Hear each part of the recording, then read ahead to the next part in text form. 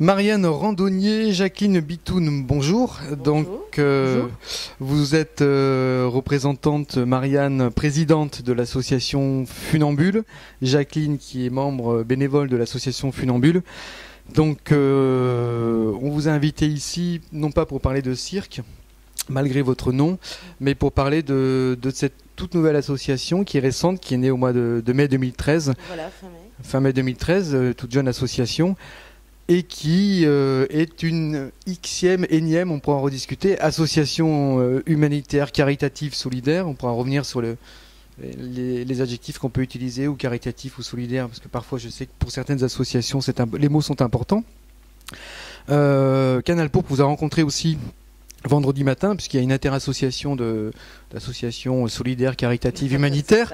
Voilà, on va prendre tous les adjectifs. Et puis donc, une des premières questions que je vais vous poser avant de reprendre les objectifs, c'est pourquoi une Xème association? Est-ce qu'on n'a pas l'impression qu'il y a un millefeuille en termes d'associations caritatives?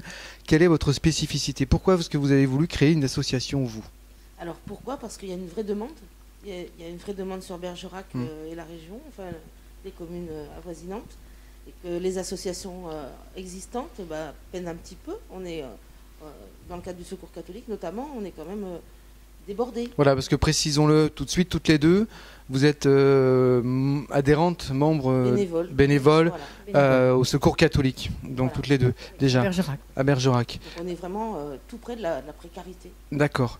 Et pourquoi est-ce que vous ne pensez pas que d'autres associations ont à peu près les mêmes objectifs?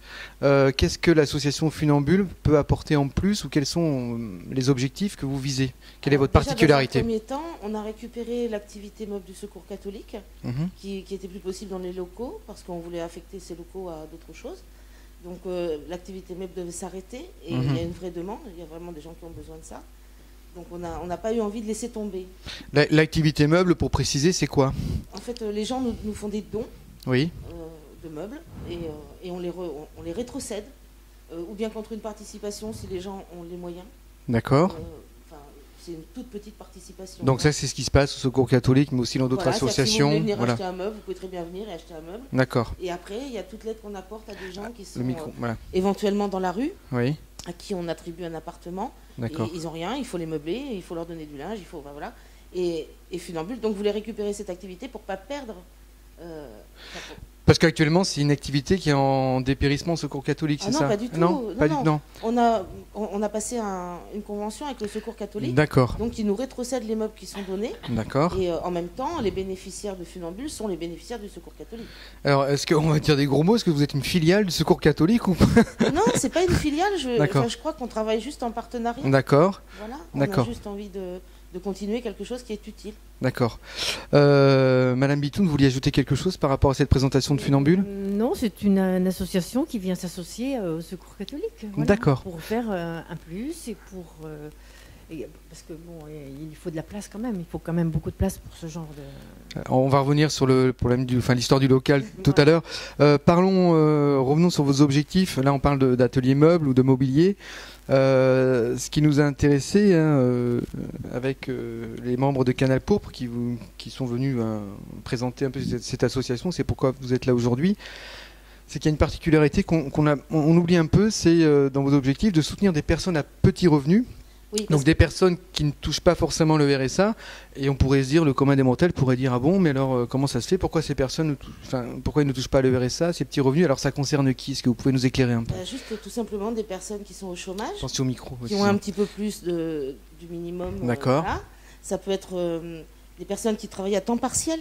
Oui. On a rencontré des gens qui travaillent 12 heures par semaine. Oui. Et donc, du coup, ils gagnent un tout petit peu plus que le RSA, donc ils n'ont pas droit au RSA. D'accord. Ça peut être des retraités. D'accord. Qui ont des toutes petites retraites. Et alors, arrivé à cette génération, ils ne vont pas les demander. Ce sont des gens qui ne vont pas s'adresser. Et puis, de toute façon, ils sont toujours au-dessus du RSA. D'accord. Mais le RSA, c'est 400 et quelques euros par mois. On fait rien, quoi. D'accord. Et donc, il y a tellement de pauvreté, il y a tellement de demandes que tous les services sociaux, les assistantes sociales, etc., ils sont obligés de parer aux plus pressés, aux plus pauvres. D'accord. Et du coup, ces gens-là, ils sont oubliés. Vous pensez qu'ils passent un petit peu à côté, à travers les mailles du filet d'aide? Après, on ne peut pas juger. Enfin, on fait au mieux avec ce qu'on a. Voilà. Et vous vouliez rajouter quelque chose? Non, c'est simplement que c'est des personnes qui se trouvent des fois dans une période où, en attendant certaines aides, effectivement, qui arrivent. Pensez aux jeunes, par exemple, c'est ça? Les ou... jeunes, il n'y a pas de tranche d'âge. D'accord. Mais qui se trouvent dans cette période-là où D'accord. ils sont comme ça. Donc, ben voilà, ils se tournent vers nous, vers des organismes comme ça. Et est-ce que justement votre spécificité, c'est pas ce public-là qui n'a pas forcément l'habitude de venir dans les associations solidaires? Vous parliez des retraités qui ont certains ont des retraites de 400, 500, 600 euros. Vous dites qu'ils n'ont pas l'habitude ou c'est une génération où on ne vient pas. Voilà. Ça, vous l'avez remarqué, mais déjà au Secours catholique? On le remarque partout. D'accord. On le remarque dans notre village. Enfin, voilà, on le remarque partout. Et il y a des gens qui ne se chauffent pas. Il y a des gens qui mangent qu'une fois par jour. Et bon, ils ont une certaine fierté. D'accord. Et de toute façon, même s'ils l'ont tenté une fois, je pense que les services sociaux sont tellement débordés, dépassés, que je suis même pas sûre qu'ils puissent répondre à ces demandes. D'accord. Justement, une question de fond par rapport à ça. Je crois que vendredi, ça a été un peu évoqué. Monsieur Chagnot était présent, il me semble, vendredi matin. Oui, et puis, je crois que c'est un responsable du Secours populaire qui disait que quelque part, c'est vrai que les associations humanitaires, caritatives, solidaires étaient un peu des béquilles par rapport à l'État. On peut le regretter, c'est-à-dire que ce que disait Jean Chagnot, quoi. Il y a le CCS, il y a des aides qui existent, etc. Et il remerciait le travail des associations. Et c'est vrai qu'on ne peut, entre guillemets, que regretter que ce type d'association se multiplie. Ça signifie quand même qu'il y a une réalité de plus en plus difficile et que peut-être que l'État n'arrive pas ou ne souhaite pas, enfin bon, en tout cas, voilà, en termes d'aide sociale, beaucoup de choses reposent aussi sur ces initiatives privées que sont les associations. On ne peut pas savoir pourquoi, enfin comment, on s'en fiche un peu. Nous, ce qui nous intéresse, c'est de donner à manger et d'aider les gens aujourd'hui. D'accord. Bon, la politique d'hier ou de demain, c'est pas trop notre problème. Enfin, en tout cas, c'est pas le mien. D'accord. Moi, ce qui m'intéresse, c'est l'humain, uniquement. D'accord. Très bien. Et en créant Funambule, vous n'avez pas eu le sentiment, ou vous l'avez peut-être dit, je sais pas, d'autres associations, en disant mais pourquoi vous créez... Oui, on me l'a dit. Pourquoi vous créez Funambule alors que tout existe? Il y a le Resto du Cœur, il y a le Secours populaire, le Secours catholique, la Croix-Rouge, etc. Alors qu'est-ce que vous répondez à ces gens qui vous disent ça? Eh bien, que ça s'adresse pas au même public. D'accord, c'est ce qu'on vient de définir. En priorité, voilà, parce que bon, ces gens-là, on s'en occupe pas. Et puis que Funambule, il a d'autres projets. Aujourd'hui, on fait ce qu'on peut avec les moyens qu'on a, c'est-à-dire pas grand-chose. L'association est toute jeune. Oui. Bon, on a eu de la chance parce que donc elle s'est créée au mois de mai. Oui. On a fait une demande immédiatement à la mairie pour avoir un local. Alors, ce local qui a été très réactive. Hein. La mairie n'a pas eu à dire. On avait un local en septembre. Ah oui, mai, septembre, oui, effectivement, c'est très... Mais on le savait en juillet déjà qu'on avait ce local. Enfin, c'était vraiment... très réactif. Ils ont été très sympas. Il est où votre local actuellement? Il est rue Montesquieu. Oui. Seulement, c'est un local qui n'est pas dans lequel on ne peut pas recevoir de public. Alors, vous y faites quoi dans ce local? On stocke des meubles. D'accord. Donc, je rentre tous les meubles sur Word, je fais des fiches. D'accord. Et que je présente aux gens sur un ordinateur, puisqu'on n'a pas le droit de les faire rentrer dans le local. Et alors, vous êtes où? Vous présentez dans la rue les meubles? Non, mais, sur ordinateur, c'est-à-dire vous les rencontrez où, les gens? Souvent dans les locaux du Secours catholique, parce que ce sont des bénéficiaires du Secours catholique. D'accord. Donc on leur montre, et puis les pauvres, ils viennent et on leur sort les meubles. D'accord. Bon, d'un côté, moi, c'est ce que j'avais dit à la mairie, plutôt que d'avoir rien, je préfère avoir un local de stockage. D'accord. Et pouvoir déjà démarrer l'activité. Qu'est-ce que vous aimeriez, en fait, pour vous aider, là, actuellement? Dans l'absolu, il faudrait un local de plus de 500 mètres carrés avec des bureaux. Et en gros, qui puisse accueillir du public. Déjà, accueillir du public, mais surtout faire des ateliers. Parce que, du coup, si j'avais la place, et je pourrais créer des emplois. C'est-à-dire, comment? Quel type d'emploi? Alors, j'aurais aimé, sans doute des CAE, parce que c'est pareil, on démarre. D'accord, mais ça c'est la nature de l'emploi, mais la fonction... Il y a des gens qui s'occuperaient de valoriser les dons.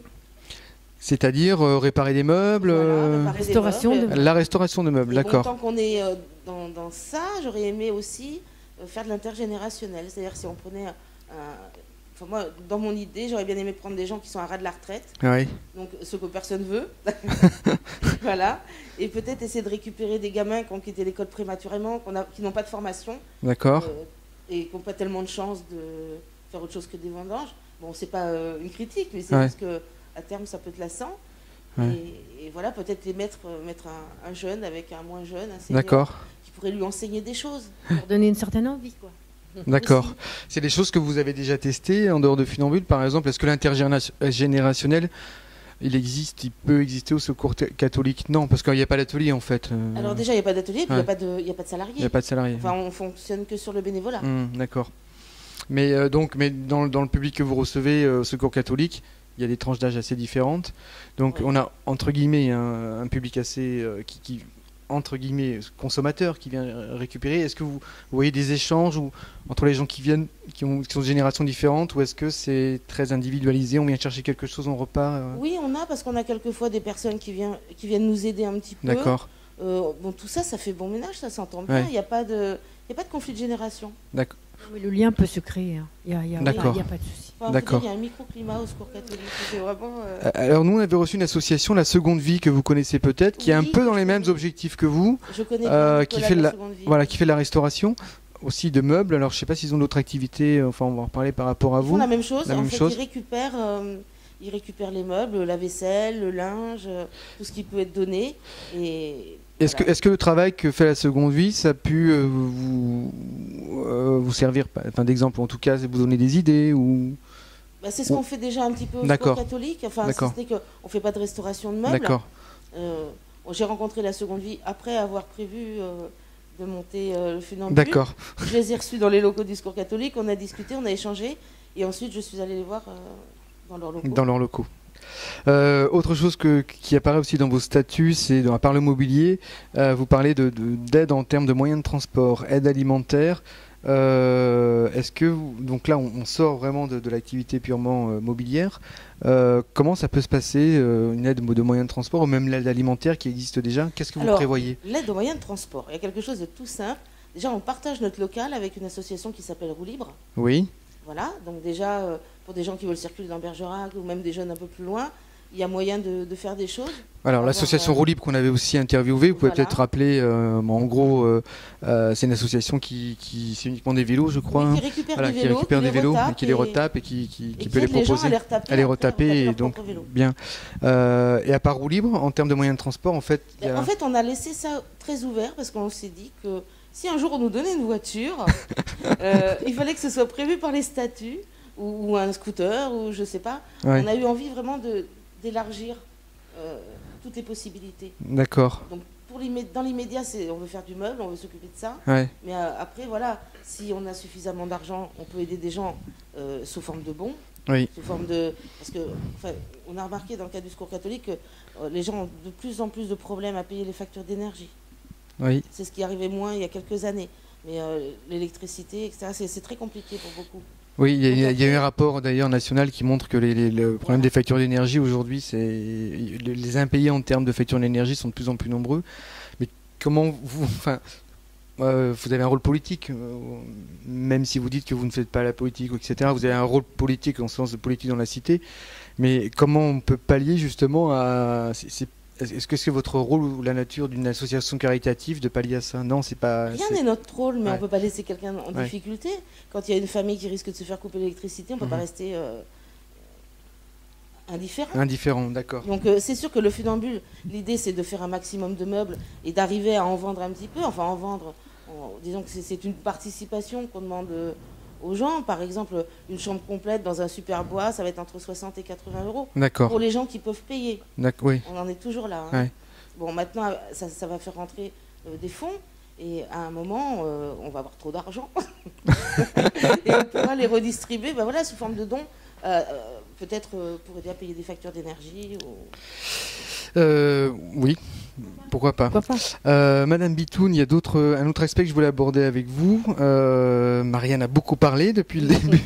Elle est quand même à la base de tout ça. Hein. Elle est à la base de tout ça, mais si le président, et j'en sais quelque chose, n'a pas de bénévoles autour de lui, il n'existe pas. C'est un tout. Donc, Madame Bitoun, est-ce que vous pourriez évoquer, alors, vous me dites si je me trompe, d'autres objectifs ou activités que vous auriez prévus, éventuellement par exemple coiffeur, etc., c'est-à-dire pouvoir C'est dans proposer le- des services Oui. à la personne Oui. à moindre coût. Vous pouvez nous expliquer comment ça peut fonctionner? Exactement de la même manière, mais effectivement que c'est dans les vues de Marianne. Et c'est là, si vous voulez, que je peux avoir une certaine fonction. Voilà, si on peut appeler ça comme ça. Pourquoi vous-même, vous êtes coiffeuse ou non, je suis dans l'esthétique. Ah d'accord, Voilà. donc vous proposeriez vos services à Funambule pour des personnes. Nous espérons pouvoir aider les femmes qui sont en grande précarité. Mais avec malgré tout, s'occuper d'elles avec un moindre coût. Un moindre ça, coût. Est-ce que vous en avez parlé au bureau? C'est-à-dire ce moindre coût, c'est quoi? Ça va être quoi, 50%? C'est à l'étude. Monsieur, mais ça se fera. C'est des choses qui sont, en tout cas, c'est vrai que c'est des services aussi qu'on n'y pense pas forcément. On pense d'abord au mobilier, l'aide alimentaire, etc. Mais ces services peuvent être... Oui, mais enfin, on a quand même un certain nombre, pour parler des femmes, mais bon, ça peut être aussi une liste, bien sûr. Mais on a un certain nombre de femmes qui se trouvent coupées de leur travail par les enfants, par un licenciement, enfin, un tas de raisons qu'on connaît tous de plus ou moins près, et qui a ensuite, pour reprendre confiance en elle, il y a un énorme boulot. D'accord. Et ce travail seul, au bout de 6 mois, 8 mois d'interruption, ce travail seul est des fois très compliqué. D'accord. Donc c'est en termes de sociabilisation de ces personnes. Et est-ce que vous pensez, en gros, je sais pas, moi je suis coiffeur à Bergerac, c'est mon activité principale. Tiens, ça m'intéresse, je vais voir Funambule et je propose mes services. C'est comme ça que ça peut se passer. Oui, c'est comme ça que ça va se passer. D'accord. Vous avez déjà des. Bon, vous êtes un peu jeune, vous avez déjà prospecté, fait. Oui, on a déjà un gros carnet d'adresses. On est jeune dans le. Marianne est jeune, mais elle a quand même beaucoup de vécu derrière elle dans cette idée-là. D'accord. Et moi également. Voilà. D'accord. Tout en étant dans mon métier, en ayant un métier traditionnel, mais en voyant tout ce que l'on voit depuis 3, 4, 5 ans venir auprès de nous, on est obligé de changer ses objectifs. Donc le coiffeur de Bergerac qui dit mais c'est quoi cette association qui coiffe des gens à X euros alors que est-ce qu'ils vont vivre, est-ce que ça peut, enfin je sais pas, vivre ça comme une sorte de concurrence, enfin vous voyez ce que je ne pense pas qu'on puisse parler de concurrence parce que de toute façon ces gens-là ne pourraient pas aller dans un salon. On ne prend pas de la clientèle. D'accord. Voilà, on ne fait pas. Non, c'est juste pour évacuer toutes les questions qui pourraient venir. Au même titre que quand si on a la chance de faire une épicerie solidaire et qu'on nous donne à manger, voilà, de la nourriture, de toute façon, les gens ne pourraient pas aller la chercher dans le magasin. D'accord. Donc j'ai pas l'impression, moi, qu'il y ait une notion de concurrence. On est plus dans la solidarité, il n'y a pas du tout de mise en concurrence, c'est pas... Voilà, d'accord. Bien. Donc vous avez toutes les deux un long passé associatif, on va peut-être terminer là-dessus. Au sein du Secours catholique, depuis combien de temps êtes-vous au Secours catholique? Ça fait 2 ans. 2 ans, d'accord. Pourquoi vous êtes entré au Secours catholique? Vous êtes rallié à Marianne, celle qui vous a rameuté. Tout à fait. Qu'est-ce qui vous a plu chez Marianne? Qu'est-ce qui vous a, comment est-ce qu'elle a... C'est-à-dire qu'on avait des idées communes, quoi. D'accord. C'est surtout ça. Et puis plein de gens autour avec nous qui sont aussi dans le... Oui, bien sûr. Oui, tout à fait. Vous faites du prosélytisme et vous ramenez plein de gens, c'est ça. D'accord. Et vous, comment tout en étant très libre malgré tout. Hein. Oui. Il n'y a pas d'endoctrinement.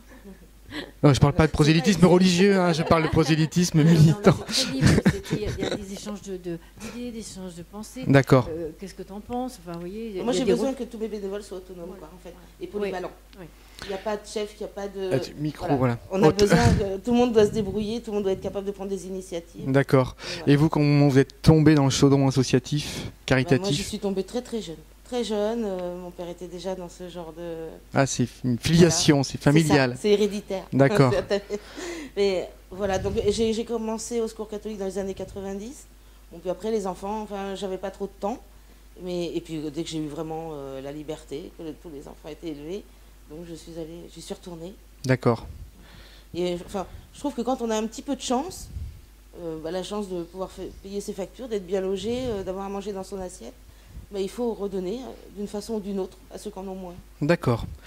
Donc peut-être un dernier appel, un appel qu'on peut déjà lancer aux coiffeurs, esthéticiennes et d'autres services qu'on pourrait imaginer, tous les services possibles. On peut même envisager un médecin, on peut envisager tout ça. D'accord. Bon, après nous, ce qui nous bloque pour le moment, c'est le local, parce que sans local, on peut rien faire. Alors on espère qu'il y aura peut-être, en tout cas en termes de santé, il y a des projets qui sont en cours. Que ce soit une maison de santé, etc. Donc, mais il y a des gens qui n'ont aucun droit ouvert. Oui. Voilà, il y a des gens qui n'ont aucun droit ouvert et du coup, c'est-à-dire qu'ils ne sont pas couverts par la CMU, c'est ce que vous voulez dire? Voilà, ils sont en cours, enfin, les papiers ne sont pas faits. De nouveau, cette période de transition. Il y a une vraie misère qui est méconnue, je crois. D'accord. On peut évoquer aussi les sans-papiers qui sont aussi dans... De toute façon, un humain, c'est un humain. Enfin, non, mais justement, par exemple, ça pourrait aussi être un public qui est entre deux eaux et qui... Voilà, d'accord. Mais vous avez les SDF qui sont vraiment dans des situations dramatiques. D'accord. Oui, donc on peut lancer un appel au peuple de Bergerac, mais aussi peut-être aux élus, donc ils vous ont entendu parce qu'il y a ce local.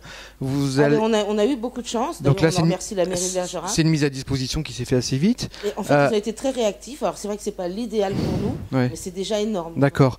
Et est-ce que en termes de subventions, vous essayez de toucher d'autres collectivités territoriales à part la mairie? On n'a pas encore fait les dossiers, on a fait une demande qu'au Secours catholique. Ah, vous avez fait une film de... Ah oui, parce qu'en partenariat, c'est ça? Voilà, parce qu'en fait, nous, ce qui nous manque aussi énormément, c'est un véhicule. On n'a pas de véhicule et on n'a pas encore de moyens pour en acheter.